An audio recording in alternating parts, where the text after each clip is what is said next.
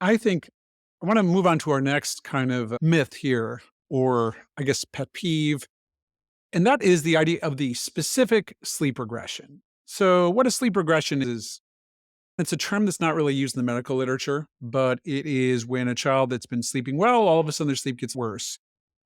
And this is something that we all have observed as parents, as sleep professionals. I guess where I get into where I struggle with this is where it's like it's the 7 month sleep regression, it's the 359-day sleep regression, it's the my team didn't make the playoff sleep regression, it's the moon is rising in Scorpio sleep regression. There seem to be a million one of these. If you put in the Google, it'll fill in all of these sleep regressions, and that really isn't based on anything. And I think it ties nicely with the week window idea because oftentimes you'll see your baby is now 6 months, and that means they're going to hit X regression. Similarly, they're 6 months, so they should be able to stay awake for this amount of time. Uh, the idea and the understanding that these babies are individuals and they're going to develop on their own timeline. For instance, my baby didn't crawl till she was 10 and a half months. And I started panicking because everywhere you look, it's like, uh-oh, if they're not crawling by X time, watch out. There could be something wrong with your baby. And my daycare even said something to me. So I was panicking. But sure enough, she crawled. She just did it on her own timeline. It's almost like setting parents up for failure and or fear. It's a little disconcerting because parents are worried. Some children don't even hit major regressions. Some children sail through every little thing and maybe have one bump in the road. Whereas others, like I said about that, that 5 minute window of time for when you can put them down for a nap, same thing. They start to get an inkling that they're going to crawl and their sleep goes haywire for a couple weeks. And that's where I get tripped up with this idea. Oh gosh, they're 8 months. Watch out. Warning sign ahead. Yeah, I feel like a lot of times the kid wakes up once or twice at night when things have been going well, and the parents start Googling and be like, "Oh yeah, it's the 9 months, 3 days, and 57 minute sleep regression," and then they just panic that it's something that they've done. There are some somewhat predictable disruptions in sleep, kids learning to walk, kids potty training, etc.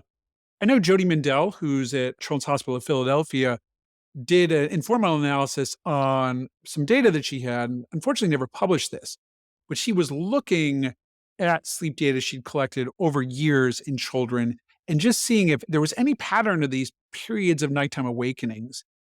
And she was looking specifically to see if they corresponded with this book called The Wonder Weeks. This kind of came up with the idea of these very specific sleep regressions. In a nutshell, there didn't seem to be any predictability to these patterns of disruption or growth. It seemed to be very individual in child per child. So there isn't a lot of evidence that these are predictable things. That being said, I would say to a parent, if they're like, oh, my kid's sleep is good, now it's not good, what can I do? Have you changed something in your behavior around sleep? Have you started laying down with your child till they fall asleep when they used to have them fall asleep independently?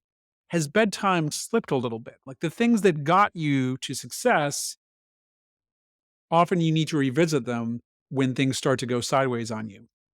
Or sometimes in a day or two, your kid's just going to come down with a cold, right? Yeah, exactly. An ear infection, they're teething. I think that's Well, sometimes I feel like we blame teething for everything that goes everything. awry. Yeah. Yeah. And I've looked at studies about that. The studies show that teething really doesn't cause as much trouble as it gets blamed for. So, whenever someone says, my baby's sleep has been crap for 6 months, they've been teething for 6 months. And that's the reason why. I like to tell them babies pretty much teeth until their 2 year molars come in. So, if you want to wait 2 years and blame everything at all on bad sleep on 2 years of teething, then go for it. But in general, teething might hurt as the tooth is starting to pop out.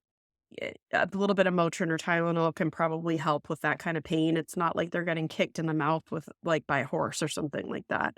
For the reason they're not But sleeping well. similarly, there is evidence around gross motor developments, learning to crawl, learning to walk, also language development. You may have a child waking early and singing in their bed or speaking sentences all of a sudden in their bed. And that generally is around that 20, 21, 22, 23 month mark. But again, like that's a wide range. There are going to be sleep disruptions throughout childhood. Do I agree that they're going to happen at the same time for every child? No.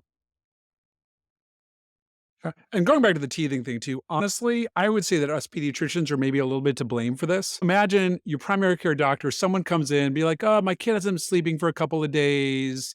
They see a tooth bud or something. They're like, "Oh, it's the teething." Sleep is a mysterious process, right? And sometimes it's just not great for a few nights.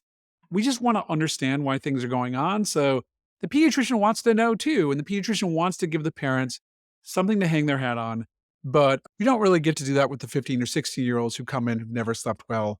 It's No, that's just interesting their that you say that because even the idea of wake windows and regressions, we have such little control as parents, especially in nonverbal children. We're trying to decode what's going on. It's like we want some sort of an answer or some sort of a pattern or a routine that's going to work or make us feel more comfortable that our child is not sleeping well.